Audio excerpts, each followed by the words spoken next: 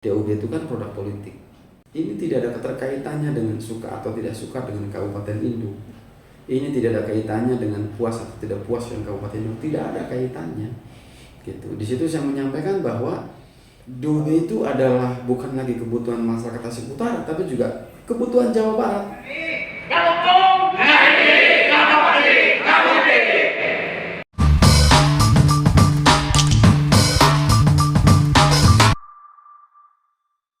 Otonomi daerah memperkenalkan kecenderungan baru mengatasi masalah sosial ekonomi pemerintah lokal. Kabupaten Tasikmalaya telah melalui fase pemekaran daerah otonom baru dengan mulus. Ditandai dengan lahirnya daerah otonom baru Kota Tasikmalaya 21 Juni 2001. Kini riak-riaknya mulai bergeser ke Tasik Selatan, yang sedang menjalani proses. Kemudian bergulir ke Tasik Utara, gerakan warga mulai berdenyut. Tentunya sejak saya mendirikan dengan teman-teman itu Forum Tasik Utara Bangkit, itu juga sebetulnya esensi dasarnya adalah daerah otonomi baru. Tapi memang pada saat itu juga rintangannya tidak sedikit. Walaupun pada saat itu sebetulnya kita lebih dulu Tasik Utara daripada Tasik Selatan. Gitu. Nah, kita waktu itu bersama-sama dengan teman-teman dari Pangandaran berjalan. Tapi sering waktu karena memang pada saat itu kami punya kesimpulan, sementara teman-teman DPRD pada saat itu yang dari Dapil 2, Dapil 3 responsibility-nya kurang, sehingga kalau dipaksakan juga saya pikir akan menemukan sebuah kendala yang sangat besar. Mengingat kalau kita bicara DOB itu kan bahwa ini adalah pekerjaan besar, dibutuhkan tenaga besar, ide besar, daya juang yang besar gitu. Kalau komponen-komponen masyarakatnya juga masih belum terintegrasi menyatu secara utuh, maka ini juga akan jadi persoalan. Seiring perjalanan waktu mungkin kira-kira 10 tahun kemudian, Idul Fitri kemarin, hari Minggu Idul Fitri, hari Sabtu saya diundang oleh Pak Haji Mintaraga pada saat itu di salah satu rumah makan di Tasik Utara. Karena memang undangannya waktu itu jam 15.00 dan saya salah satu pesertanya, ya saya juga datang santai saja gitu. Tapi saya kaget pada saat acara di situ beberapa tokoh-tokoh dari Dapil 2, Dapil 3 juga sudah berkumpul, sudah ada. Dan yang lebih kaget itu saya tiba-tiba didaulat oleh pengundang Pak Haji Mintaraga untuk menyampaikan narasi-narasi kenapa pada saat itu F2B tidak berjalan, sampai di mana perjalanan pemekaran itu dan sebagainya gitu. Ya akhirnya dari situ saya sampaikan bahwa ya bukan berarti tidak berjalan, tapi kita juga mesti realistis. Saya sampaikan seperti itu bahwa di mata kami bahwa pemekaran itu penting gitu. Tetapi bahwa karena DOB-nya adalah produk politik, sehingga kita kan tidak bisa, kalau kita tidak bisa sejalan dengan pelaku-pelaku politik gitu. Nah, sehingga ya pada saat itu kami memutuskan bahwa kami di Forum Tasik Utara Bangkit, bagaimana kita bisa membuat sebuah kajian-kajian tentang Tasik Utara dan yang lain-lainnya gitu. Ya saya bilang saya bersyukur kalau ini kemudian dimunculkan kembali. Kemudian dari situ saya sampaikan bahwa kalau memang ada sebuah keinginan, ya tinggal kita support bersama-sama. Saya menyampaikan bahwa di Tasik Utara itu kalaupun dimekarkan ada pro dan ada kontra. Kalaupun juga tidak dimekarkan ada pro dan kontra gitu. Pilihannya ada di mana? Kalau nanya ke saya, maka pilihannya ya saya milih untuk dimekarkan gitu. Nah, kenapa milih untuk dimekarkan? Ini tidak ada keterkaitannya dengan suka atau tidak suka dengan Kabupaten Induk. Ini tidak ada kaitannya dengan puas atau tidak puas dengan Kabupaten Induk. Tidak ada kaitannya gitu. Di situ saya menyampaikan bahwa DOB itu adalah bukan lagi kebutuhan masyarakat Tasik Utara, tapi juga kebutuhan Jawa Barat gitu. Kebutuhan Jawa Barat. Kenapa saya sampaikan bahwa ini adalah kebutuhan Jawa Barat? Kita lihat transfer APBD, mohon dikoreksi kalau saya salah. Di tahun 2020 APBD Jawa Barat transfer dari pusat itu hanya sampai di angka 47 triliun.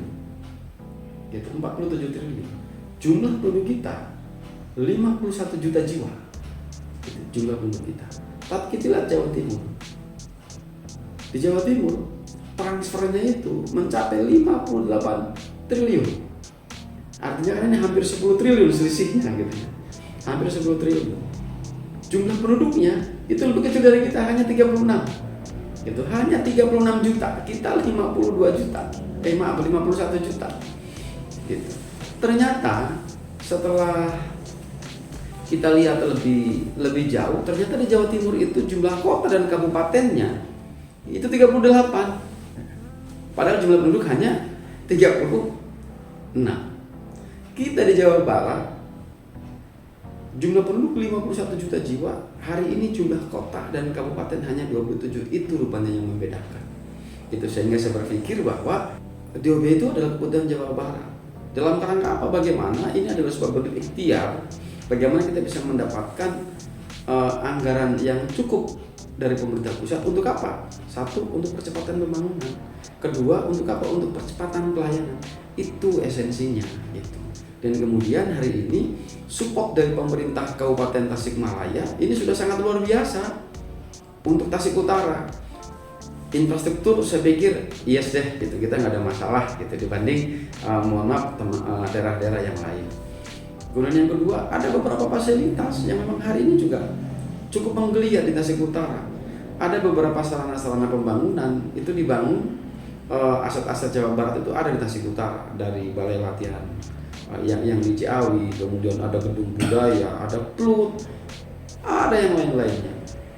Kemudian potensi wisata juga kita sudah mulai menggeliat gitu dengan dibukanya jalan baru nih.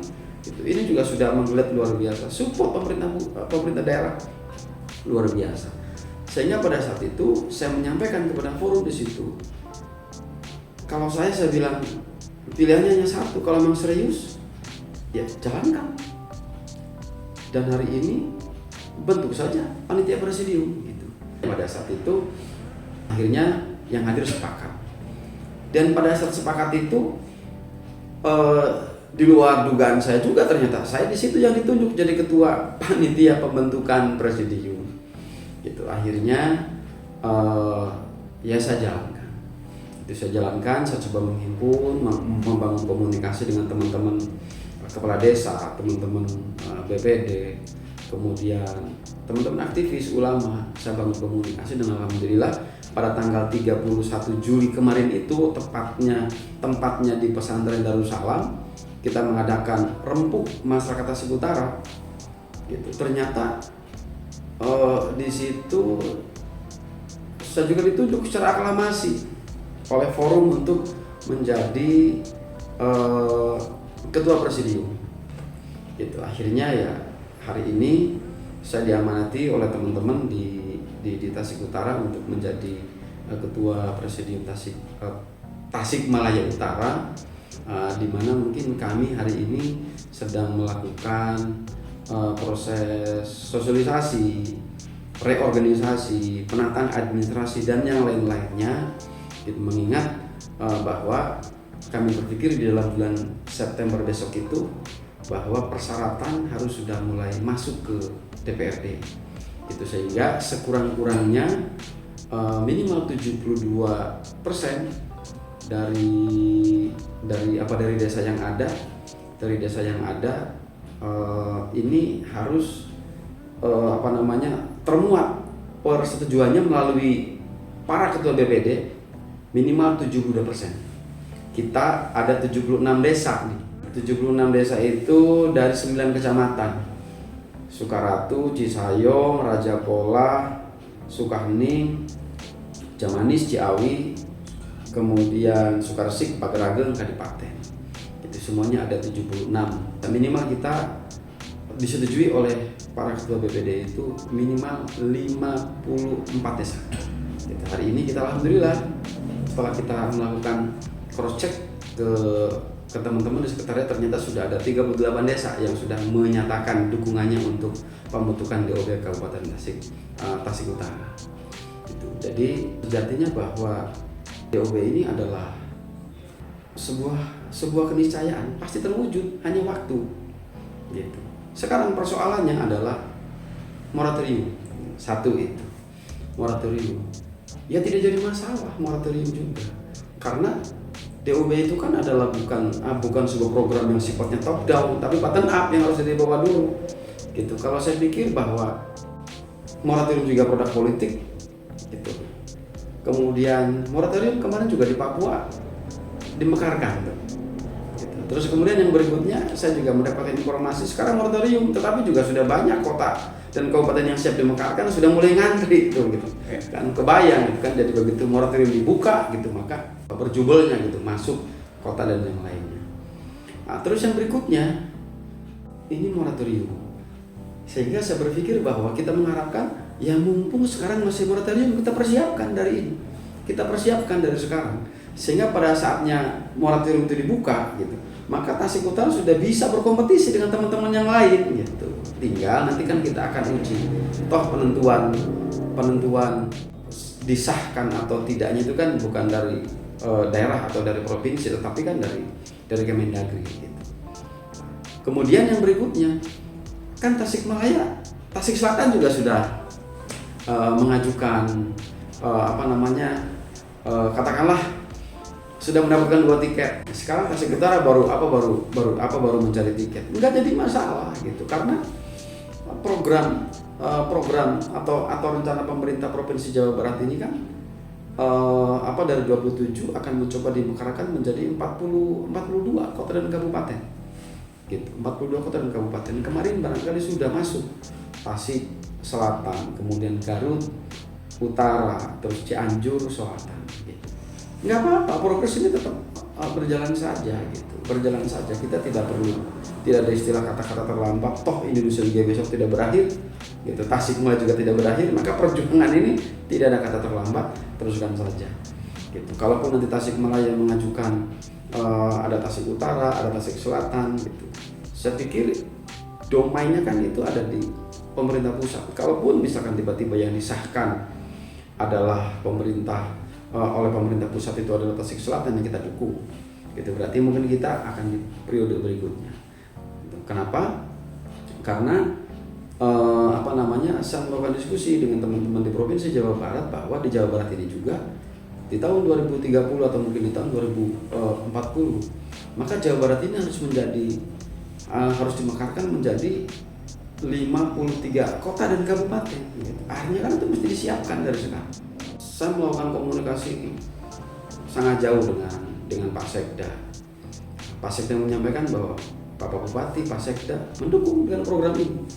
Itu bahkan Pak Sekda di salah satu acara di Tasik Utara yang pesertanya pada saat itu adalah para tokoh dan kepala desa se-Kecamatan Jawi gitu, menyampaikan dukungannya. Silahkan pemerintah daerah Kabupaten Tasikmalaya gitu menghormati, mendukung, mendorong tentang rencana dibentuknya DOB di Kabupaten Tasik Utara gitu.